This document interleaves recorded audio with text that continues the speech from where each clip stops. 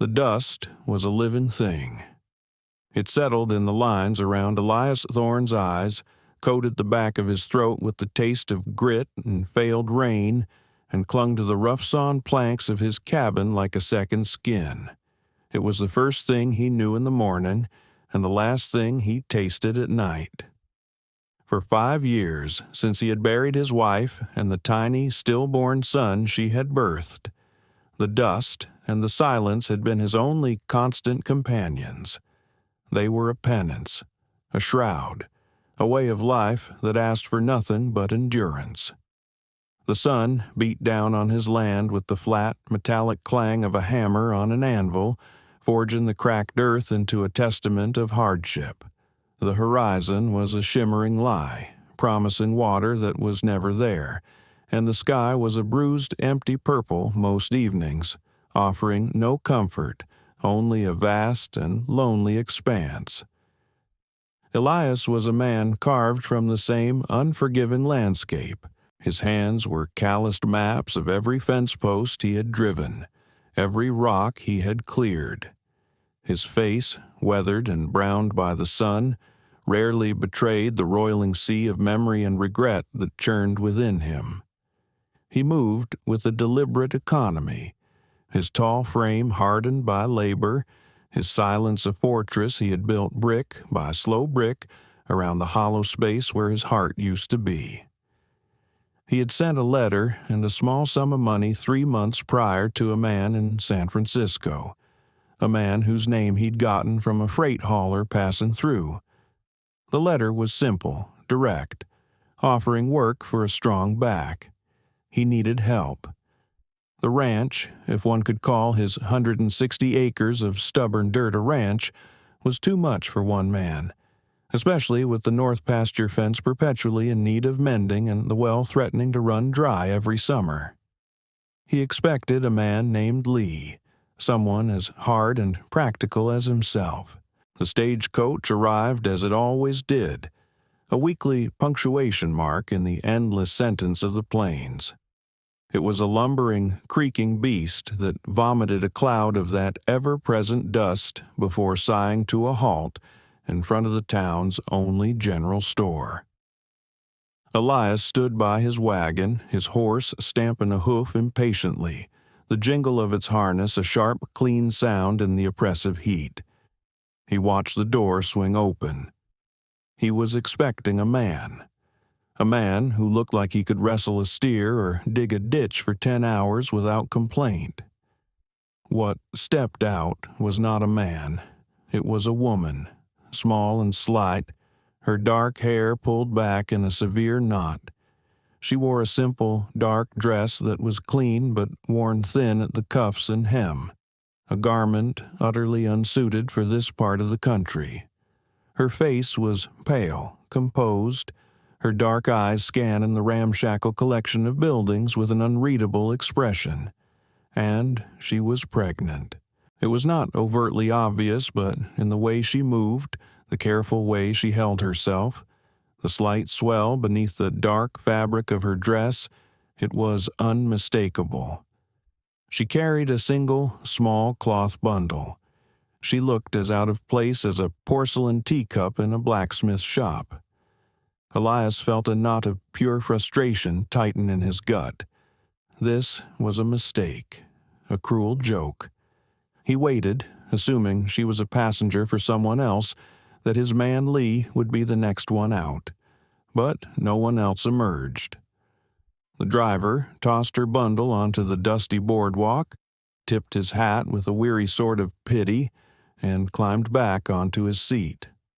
The coach lurched away, leaving the woman standing alone in the shimmering heat, a solitary, fragile figure against the vast, indifferent backdrop of the frontier. She turned, her eyes finding his. They were the only two people waiting. She walked toward him, her steps measured and deliberate. She did not look frightened, merely tired. The dust settled on the shoulders of her dark dress. When she was a few feet away, she stopped and gave a small formal bow of her head. "You are Mr. Thorne?" she asked. Her voice was quiet but clear, with an accent that was a strange music in the harsh air. "I am," Elias said. His own voice was a rusty hinge. "I'm waiting for a man named Lee." "Lee was my husband," she said, her expression unchanging. She held out a folded piece of paper. It was his letter, the one he had sent 3 months ago. "He passed from the fever 2 weeks after this arrived. I am his widow, May." The world seemed to tilt on its axis. Elias stared at the letter in her hand, then back at her face. A widow, pregnant, alone. The name on the contract was just Lee. He had assumed, everyone would have assumed. The sheer impossibility of the situation struck him dumb. What was he supposed to do with her? This was a place for breaking horses and breaking men, not for a grieving, expectant mother. The silence stretched, thick and heavy, with unspoken questions and the buzzing of flies. "There's no place for you here," he finally managed to say, the words sounding harsher than he intended. They were not cruel, merely a statement of fact. His cabin was one room. His life was a closed loop of hard labor and solitude. She was a complication he could not afford, a problem he had no means to solve. "The passage was paid for with the money you sent," she stated, her voice still level, betraying no plea, only fact. "The contract was for work. I can work." Elias let out a short, sharp breath that was almost a laugh. He looked at her small frame, at the gentle curve of her belly. "Work? What work can you do here?" He gestured vaguely at the unforgiving landscape around them. "This is no place." He trailed off, the uselessness of words pressing in on him. He wanted to tell her to get back on the coach, but the coach was gone, a dwindling speck on the horizon. The next one was not due for a week. A week. He felt a surge of anger, not at her, but at the faceless, careless fate that had deposited her on his doorstep. It was another trial, another burden. He had sought a helper and had been sent a dependent. He snatched the letter from her hand, his knuckles brushing her small, cool fingers. He read his own words, stark and practical. They offered a season's work, a roof, and meals. There was no mention of gender, no stipulation for strength. Just a name. Lee. He made a decision born of pure, frustrated practicality. He could not leave her in the town. The good people of Harmony Creek would talk, their judgment a palpable force. They would see him as a brute for leaving a pregnant widow to fend for herself. Or, worse, they would invent a sordid story to explain her presence. Neither option was acceptable. His solitude was his shield, and he would not have it pierced by gossip. "Get in the wagon," he said, his voice flat. He did not look at her as he turned and threw her small bundle into the back. He did not offer her a hand up. He climbed onto the driver's seat and stared straight ahead, waiting. He heard the rustle of her dress, the slight groan of the wagon as her weight settled onto the bench beside him. She was as light as a bird. He clucked at the horse, and the wagon lurched forward, leaving the small town behind. The silence between them was as vast and empty as the plain stretching out before them. He could feel her presence beside him, a quiet, breathing question mark to which he had no answer. The journey to his homestead was a long, jarring affair. The ruts in the road were deep, and the sun was relentless. Elias did not speak a single word. He kept his eyes on the horizon, his jaw set in a hard line. He could feel her watching him sometimes, her gaze a light, curious touch. He ignored it. He was a man who solved problems with his hands, with sweat and labor. This problem, this woman, was different. He could not build a solution or tear one down. He was trapped by circumstance, by the ghost of a dead man and the unyielding code of the frontier, which, for all its brutality, had unspoken rules about women and children. When they finally arrived, the sun was beginning to dip below the horizon, painting the sky in those familiar, bruised colors. His cabin looked smaller, starker than usual. It was a simple structure of hand-hewn logs, with a stone chimney and a single window. Beside it stood a sturdy barn, his one true source of pride, and a small corral. He pulled the wagon to a halt near the barn and jumped down. "The cabin is one room," he said, not looking at her. "It's not fit." It was the closest he could come to an apology for the hardness in his heart. She slid down from the wagon seat with a quiet grace, her feet landing softly in the dust. She looked at the small cabin, then at the much larger, well-built barn. Her eyes lingered on the hayloft door, open to the evening air. She said nothing. She simply waited for his instruction. Elias felt a muscle twitch in his jaw. He could not, would not, share his small private space with the stranger. It was where he ate, slept, and wrestled with his ghosts. It was sacrosanct. The thought of her presence within those four walls was an intrusion he could not bear. He gestured curtly toward the barn. "You can sleep in the stable. There's clean hay. It's warm." The words were like stones in his mouth. He was offering a pregnant woman a bed of straw among his animals. The shame of it was a bitter taste. She merely nodded. She did not argue, did not cry, did not plead. Her acceptance was more damning than any accusation. She walked toward the barn, her posture straight, her dignity an invisible shield around her. Elias watched her go, a strange, unsettling mix of relief and self-loathing churning inside him. He took care of his horse, his movements automatic, his mind a whirlwind. He went into his cabin and lit a lamp. The familiar space felt different, charged with an awareness of the woman sleeping just a few dozen yards away. He tried to eat the cold bacon and hardtack that was his usual supper, but the food was tasteless. The silence of his cabin was no longer peaceful. It was accusatory. It was a living thing, and it was judging him. He slept poorly, haunted by the image of a small, dignified woman making her bed in the hay. He rose before dawn, as was his habit. The air was cool and carried the scent of sagebrush and dry earth. The first thing he did was look toward the barn.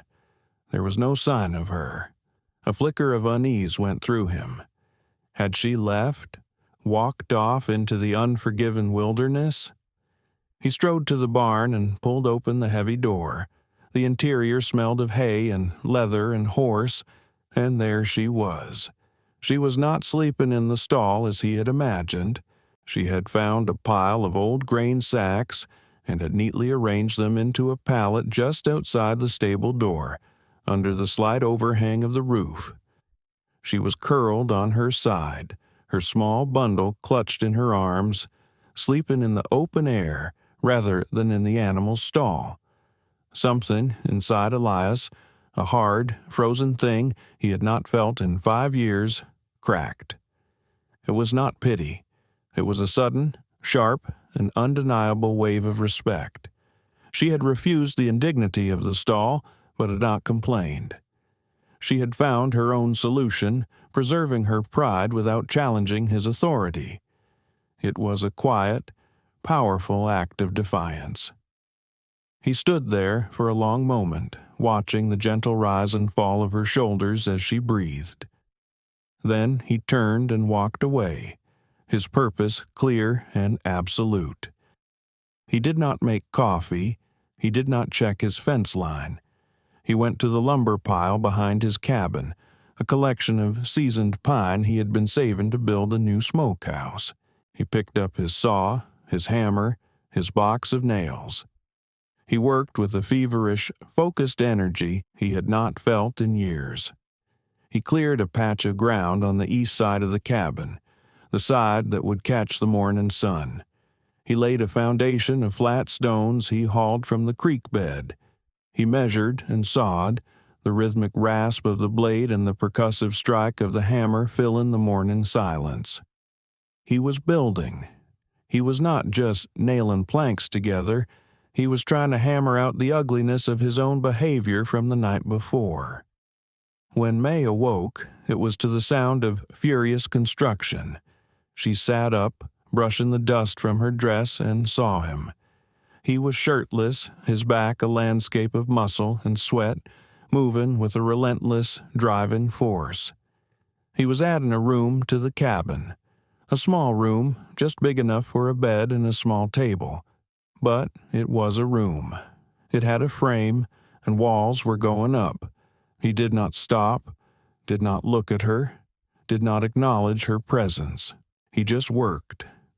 May watched him for a time. Then she rose, went to the well, and drew a bucket of water. She found a tin cup, filled it, and walked over to him. She stood quietly until he paused to wipe the sweat from his brow with the back of his arm. She held out the cup. Elias looked at the water, then at her. Her face was calm, her eyes clear. There was no gratitude in them, but no resentment either. There was only a quiet understanding. He took the cup and drank, the cool water a balm on his parched throat. He handed it back to her. "Thank you," he grunted. "It is my duty," she replied, her voice soft. "I am to earn my keep." And with those words, a fragile, unspoken truce was declared. She did not interfere with his work, but she began to impose her own quiet order on his world. While he built, she went into his cabin. He had expected her to be a burden, a helpless creature in need of constant care. He was wrong. She moved through his chaotic living space with a silent efficiency that was both unnerving and deeply impressive. He had a small pantry filled with disorganized sacks of flour, beans, and tins of preserved goods. By noon, when he finally stopped work on the new room's frame, he entered the cabin to find the pantry transformed. The sacks were neatly stacked, the tins arranged in tidy rows, the floor swept clean. More astonishingly, she had found his account ledgers. They were a mess of scrawled numbers and receipts stuffed into a wooden box, a task he loathed and perpetually ignored. She had them laid out on his small table, her slender fingers moving over the pages, a small furrowed line of concentration between her brows. She was making sense of his financial chaos. "The feed supplier in Harmony Creek has been overcharging you for 3 months," she said without looking up. Her voice was matter-of-fact. "The price per bag increased, but he has charged you the new price for orders delivered before the change. You are owed a credit of $7. Elias stared at her, then at the neat columns she was creating on a spare piece of paper. $7 was a significant amount of money. He had never noticed. He had always just paid what was asked, his mind on the more immediate, physical demands of his land. He had assumed she could cook or sew, the typical skills of a woman. He had never imagined she could wield numbers like a weapon. It was the first time he saw past the fragile, pregnant woman and glimpsed the sharp, keen intellect beneath. His grudging respect deepened into a nascent sense of awe. For the next week, they lived in this state of quiet observation. He finished the room, a simple, solid structure with a door and a small window. He moved a spare cot into it, a thin mattress stuffed with corn husks. It was not much, but it was a space of her own, a world away from the stable. She, in turn, continued her quiet transformation of his life. She organized, cleaned, and cooked. Her meals were simple but flavorful, a welcome change from his monotonous diet. She never spoke unless spoken to, but when she did, her words were precise and intelligent. She asked questions about the ranch, about the water levels, about the yield of his small vegetable patch. She was not making small talk. She was gathering data, analyzing his life as if it were a complex ledger. He found himself watching her. He watched the way her hands moved as she mended one of his torn shirts, her stitches small and perfect. He watched the way she stood at the doorway in the evening, looking out at the vast, lonely landscape, her hand resting on her belly. He wondered what she thought about, what she had left behind, who she mourned. But he could not bring himself to ask. His own grief was a locked room, and he did not have the key to open it, let alone the courage to ask for hers. He was a man who communicated through action. He had built her a room. That would have to be enough. The fragile peace of their cohabitation was shattered by the arrival of Clayton Barrett. Barrett owned the sprawling B-Bar Sea Ranch that bordered Elias's property to the north and east. He was a man whose ambition was as vast as his land holdings, and his smile was as thin and cold as a winter sunrise. He rode onto Elias's property as if he owned it, a pair of hard-faced ranch hands flanking him. Elias met him in the yard, his stance solid, his face a stony mask. "Thorne," Barrett said, his voice oozing a false cordiality. He stayed on his horse, a deliberate act of dominance.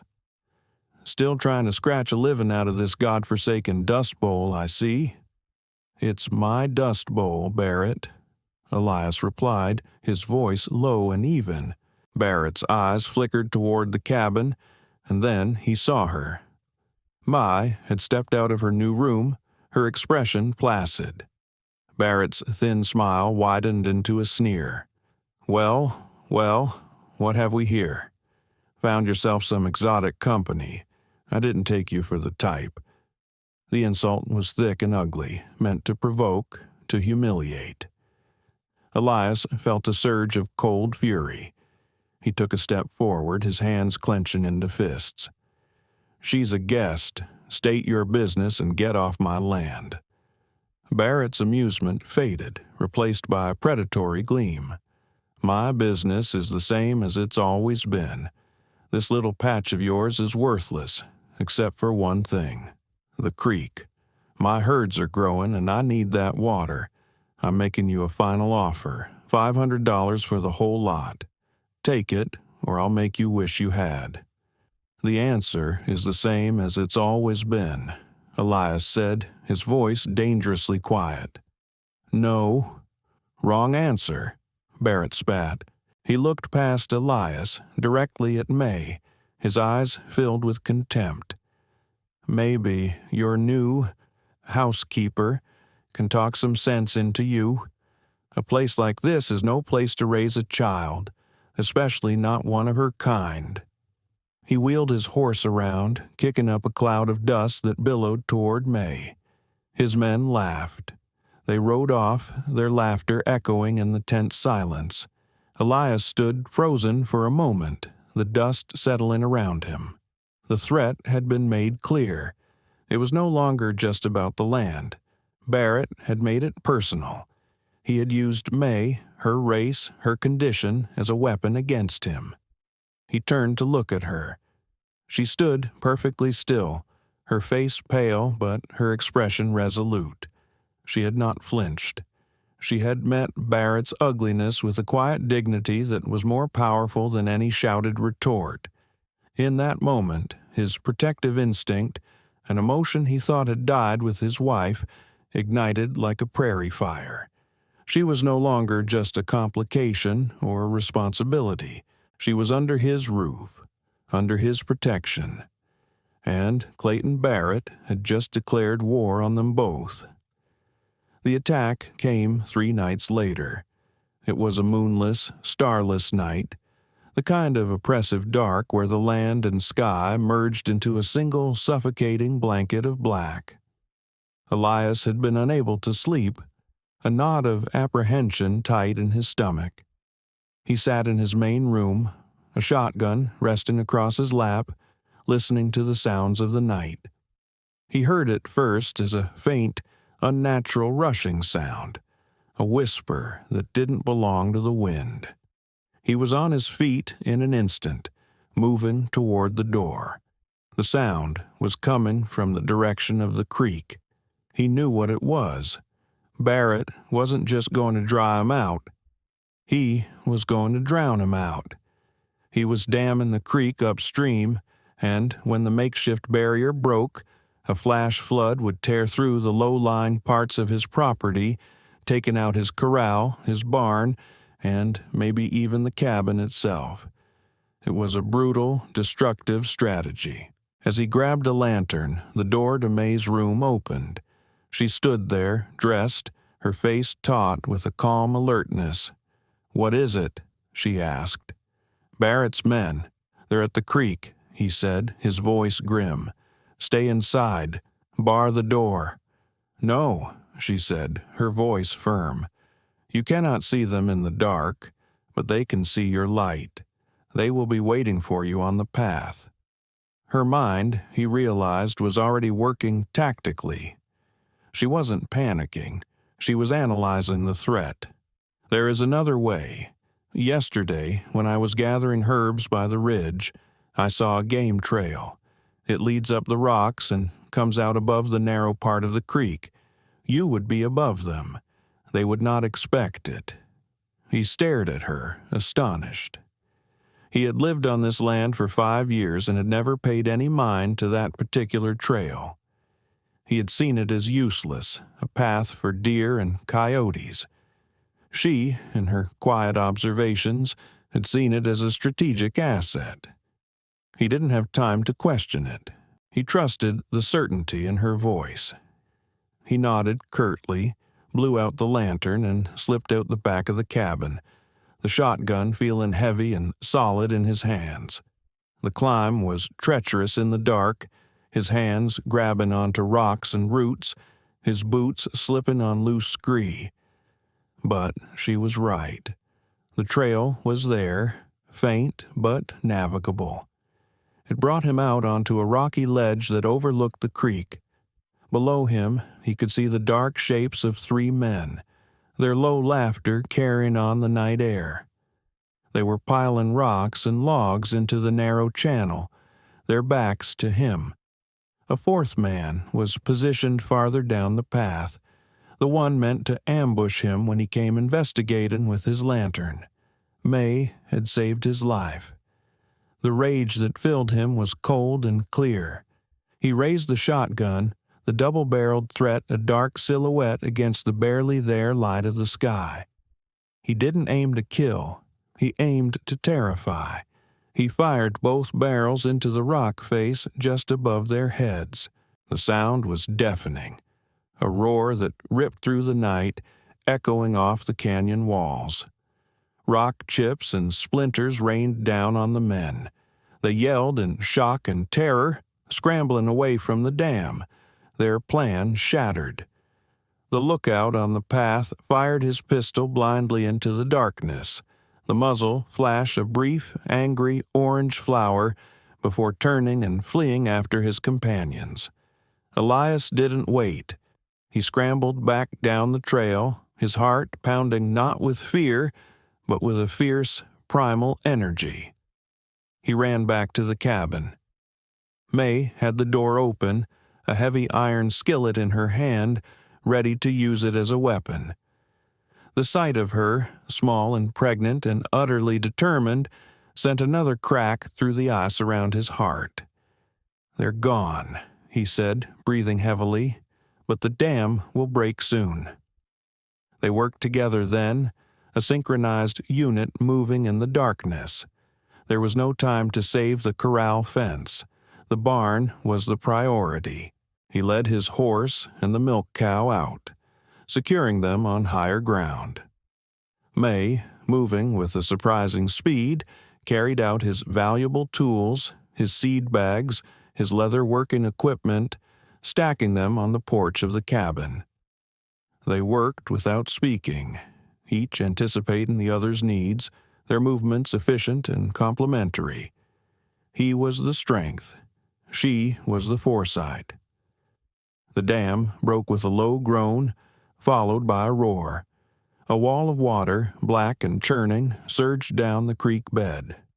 It tore through the corral fence as if it were made of matchsticks and slammed into the foundation of the barn. Elias watched, his jaw tight, as the water swirled around the sturdy structure he had built with his own hands. For a moment, he thought it would go. But the foundation held. The flood waters receded almost as quickly as they had come, leaving behind a trail of mud, debris, and destruction. They stood together in the pre-dawn light, surveying the damage. The corral was gone. The lower pasture was a sea of mud. But the barn was standing. The cabin was safe. And they were safe. The shared crisis had forged something new between them. The fragile truce had been hammered into a true partnership, tested by water and fire. He looked at her face smudged with dirt, her dress damp at the hem. She looked exhausted, but her eyes were bright with a fierce, resilient light. He had started this journey by offering her a place in his stable. Now, he couldn't imagine this place without her. Barrett did not wait long. 2 days later, he came back, and this time he was not feigning civility. He brought 6 men with him, all armed, their faces grim. They rode into the yard and dismounted, forming a loose, menacing semicircle in front of the cabin. Elias stepped onto the porch, his shotgun in his hands. He had known this was coming. "Thorne, this is your last chance," Barrett yelled, his face contorted with rage. "I'm taking this land, one way or another. Sign it over, or my men will burn you out and plant you under it." "You'll have to," Elias said, his voice dangerously calm.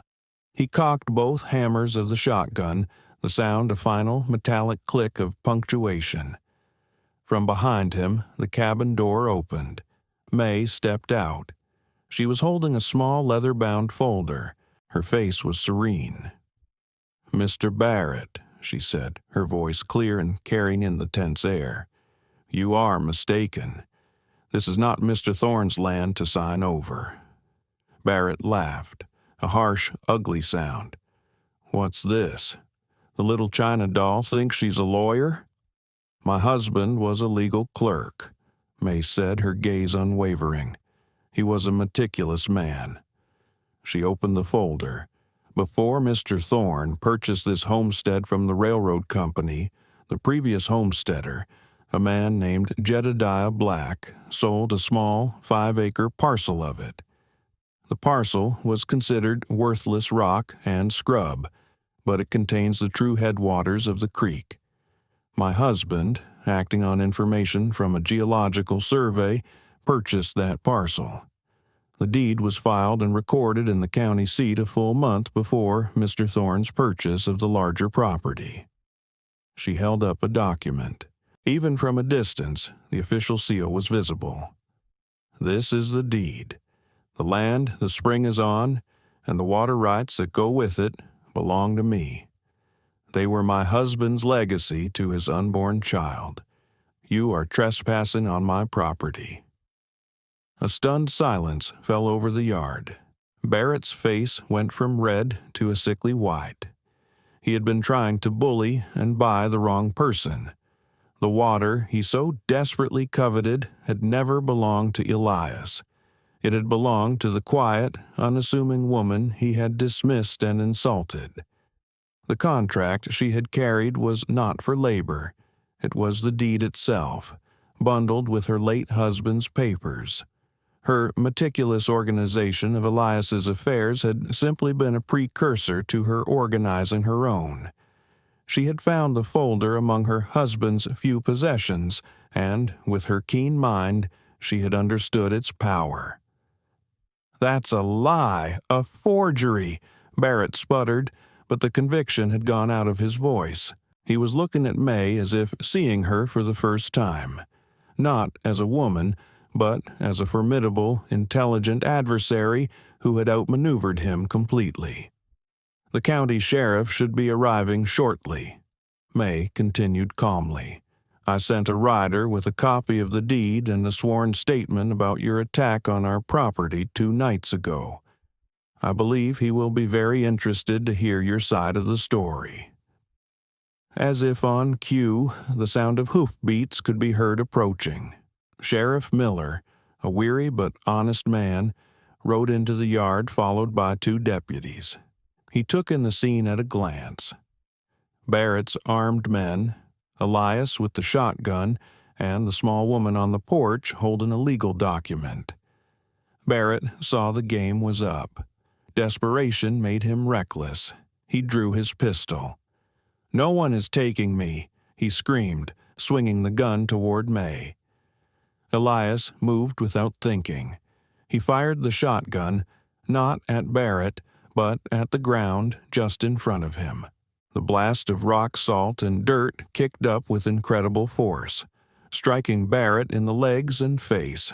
He screamed in pain and surprise, stumbling backward, his shot going wild into the sky. In the same instant, Elias dropped the shotgun and launched himself off the porch, tackling Barrett to the ground with the force of a maddened bull. One of Barrett's men raised his rifle, but the sheriff's voice cut through the chaos like a whip. "Drop it! Drop it now!" Miller had his own pistol drawn and leveled. The rest of Barrett's men, seeing their leader defeated and the law present, lost their nerve. They slowly lowered their weapons. The fight was over as quickly as it had begun. Barrett was disarmed and hauled to his feet, sputtering threats and curses. The sheriff looked from the furious land baron to Elias, who had a long, shallow gash on his forearm where a rock from the shotgun blast had struck him. Then he looked at May, who stood on the porch, calm and composed, the folder still in her hand. "Ma'am," the sheriff said, tipping his hat, "it seems you've had a busy week." "It has been educational, Sheriff," she replied, her voice steady. Later, after the sheriff had hauled Barrett and his men away to face charges of trespassing, property damage, and assault with a deadly weapon, a profound quiet settled over the homestead. The adrenaline faded, leaving behind a deep, bone-weary exhaustion. Elias sat on the porch steps, staring at the gash on his arm, which was bleeding sluggishly. May came out of the cabin with a basin of warm water and a clean cloth. She knelt in front of him without a word and began to clean the wound. Her touch was gentle but firm, her movements efficient and sure. He watched her dark hair, the way a few strands had come loose to frame her face. He could smell the faint, clean scent of the soap she used. In the silence, with her hands tending to his injury, the last of the walls around his heart crumbled into dust. He had tried to protect her, but in the end, her quiet intelligence, her hidden strength, had saved them both. She had unmasked the truth and defeated their enemy with a piece of paper and her unshakable composure. He looked at her, truly looked at her, and saw not an outsider, not a burden, but his partner. A woman of immense strength and dignity who had faced down prejudice, threats, and violence without ever losing her grace.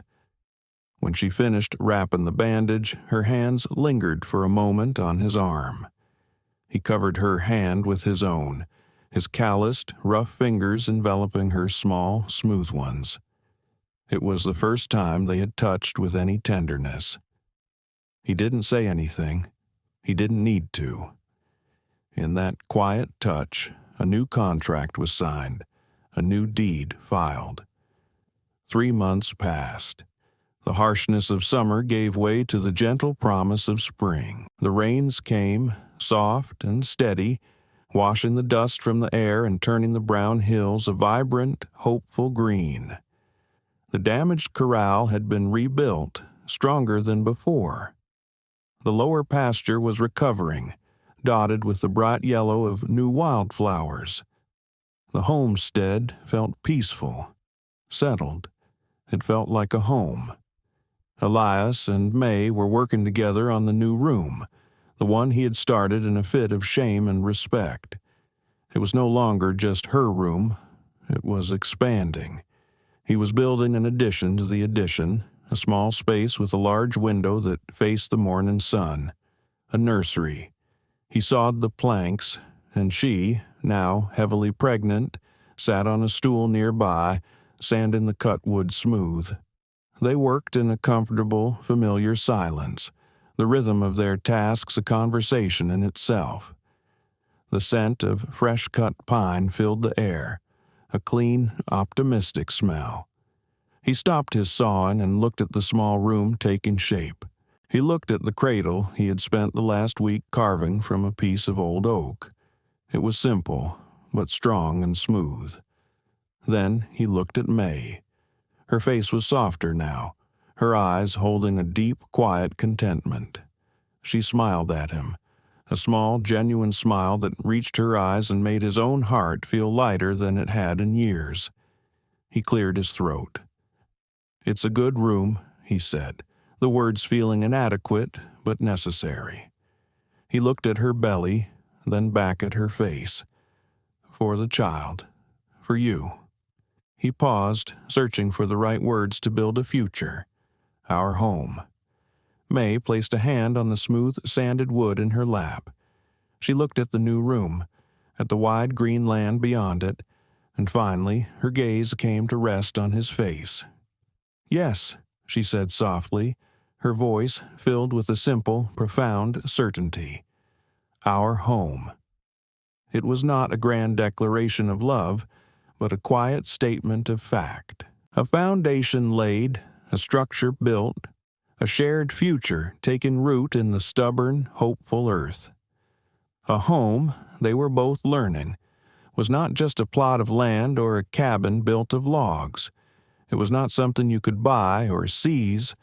It was something you built, day by day, out of shared hardship and quiet understanding. It was a partnership forged in crisis, a trust earned through action. For a man who had walled himself off in silence and a woman who had arrived with nothing but her dignity and a hidden truth. They had found in each other the one thing neither had known they were searching for. A place to belong. A quiet corner of the world where two solitary souls could finally build a future. Together. If you stayed with me through their entire journey, from that dusty, misunderstood arrival to the quiet promise of their new beginning, thank you. Your time and attention are the soil in which these stories grow. Stories like this, about connection and resilience, are what we aim to share here. If this one resonated with you, if you felt the heat of the sun or the weight of their silence, consider hitting that like button. It lets us know we're on the right track. And if you want to be sure you don't miss the next story we have to tell, please subscribe to the channel and ring that notification bell. There are always more tales waiting to be told, more journeys to be taken down dusty roads. Until we meet again on the next one, take care of yourself and thank you for listening.